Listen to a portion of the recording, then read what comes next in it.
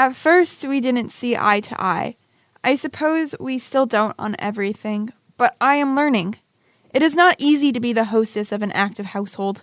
There is much to attend to on a normal day to care for those I love.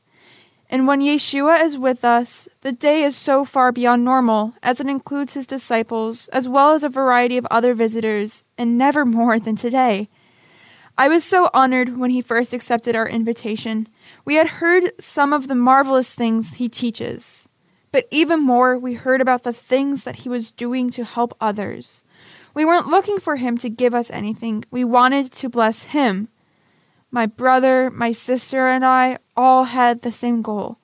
Of course, we didn't know what would follow, and now I see that he can't seem to stop giving. He just keeps pouring out his heart everywhere he goes.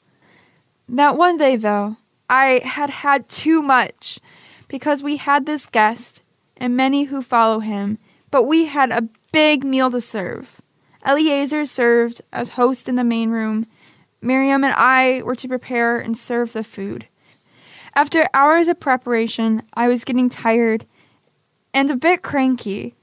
I was distracted by all the preparations that had to be made. I have a reputation for great organization of meals for large groups, and I was dedicated to maintaining that reputation. Then I noticed I was working alone, so I just stopped and I went looking for my sister.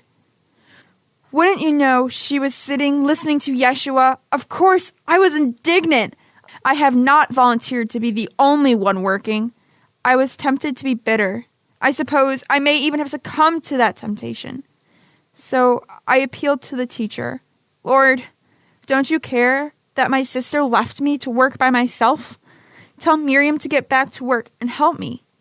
It was almost a slap in the face when he replied, Marta, Miriam has made the better choice. I was livid. My mind was spinning, trying to grasp his point. Okay, so now I know that relationships are more important than work. Hospitality is not just about cleaning and cooking. Caring for people involves heart talk. How did I get this old without grasping that? I think I knew it when I was a child, but somehow I forgot it along the way as my responsibilities grew. The next time we saw Yeshua was after my brother died. His illness had stolen his strength, his breath, and finally his life. There was no question that he was dead, though some now suggest otherwise. We are no strangers to death. It comes for each of us, and we have seen it several times before. We had heard that Yeshua had healed many others of serious conditions. So when we realized that Eliezer was seriously ill, we sent our friends to Yeshua to call him back to pray for Eliezer. The message we sent was quite simple. Lord, the one you love is sick. Our friends returned to us and said that Yeshua had said, this sickness will not end in death. No, it is for God's glory, so that God's Son may be glorified through it. Yeshua did not return with our friends, so we waited and watched for his coming. Meanwhile, Eliezer got worse and worse. We never heard why Yeshua delayed. Some say that he was scared because once he was almost stoned near here. But the Yeshua I know would not have been deterred by the threat of death. Still, he delayed in coming. It was agonizing to see my brother waste away. We loved him so, and we sobbed after we realized that he had taken his last breath. Even more tears were shed in frustration at Yeshua's absence. Yeshua had said he loved Eliezer, but not enough to come quickly? We prepared the body as custom required, and placed him in the sealed tomb. He was most assuredly dead, despite the stories that are getting around. With all the preparation, we would have noticed any sign of breath or chest movement. If he had been alive, his body would not have shown the signs of corruption as it did. Look, if he had been only close to death, then 4 days in the tomb would not have improved his condition. When I finally saw that Yeshua was coming, with the area around the tomb filled with the wails of family and mourners, I sobbed all the more. He was still some ways off when I worked up my strength and went to meet him. I stumbled on the words, but said, "Lord, if you had been here, my brother would not have died.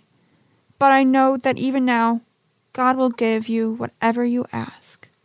He said, "Your brother will rise again."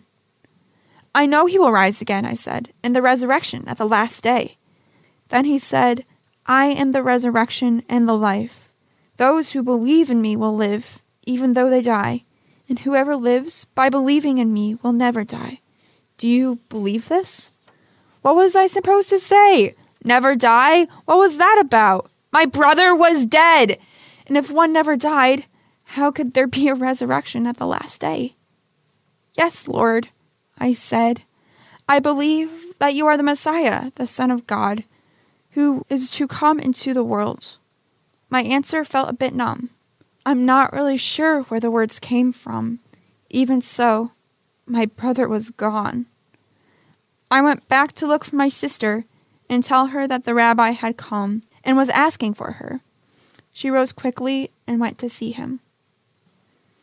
As Miriam and Yeshua drew nearer to the tomb, I could see that he was crying now.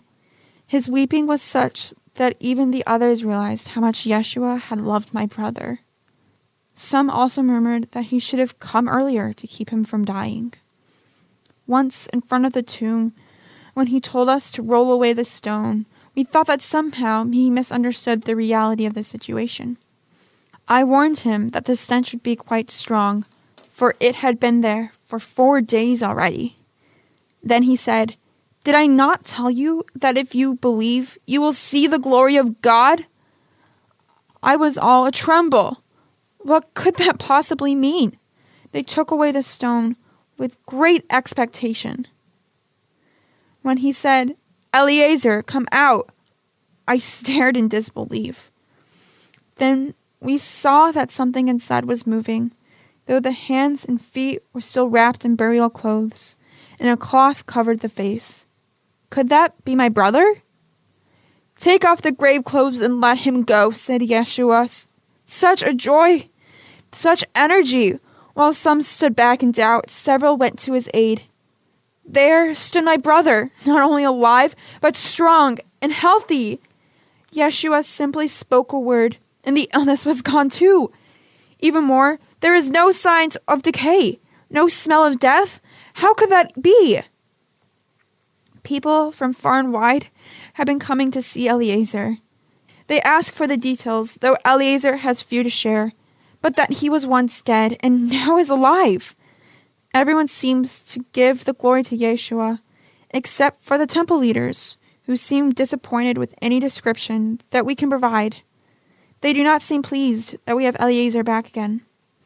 We know we will lose him to death once again someday. But until then, we are blessed by his presence and fellowship. So here I am, 6 days before the Passover, and I am serving another banquet honoring Yeshua. Well, this time, my sister helped prepare, and now we are serving yet again. Eliezer reclines with Yeshua, and all those additional guests are gathered around as well. Some seem to be genuine searchers. Others seem to be looking to disprove a miracle or see a new miracle. Wait, where did Miriam go now? There is still much to do, but I will not ask the rabbi to intercede this time. Oh, there she is, sitting at his feet again. This time, she has one of her flasks of perfume. Oh my! There she is, pouring the perfume on his feet. Pure nard. Now she is wiping his feet with her hair. I can smell it from here. Ah! Yehuda protests. He asks why the nard wasn't sold and the money given to the poor. I don't recall Yehuda showing such concern for the poor before. Yeshua speaks, "Leave her alone. It was intended that she should save this perfume for the day of my burial. You will always have the poor among you, but you will not always have me." How can he talk about the day of his burial? Did she use the nard too early? And what could he mean that you will not always have me? Everything is going his way. Just yesterday, when he entered Jerusalem, a great crowd of people shouted, "Hosanna to the Son of David! Hosanna in the highest heaven! Blessed is he who comes in the name of the Lord!" Then he went into the temple, overturned the tables of the money changers, and healed many people. His kingdom must be near. Even most people here are amazed by him. He has the words of life, and he brings such peace. Many are coming to him since he raised Eliezer. I expect a great day is coming soon when he will lead a large and mighty contingent. I so wish that we could enjoy his company all the time. To be in his presence forever would be a great joy.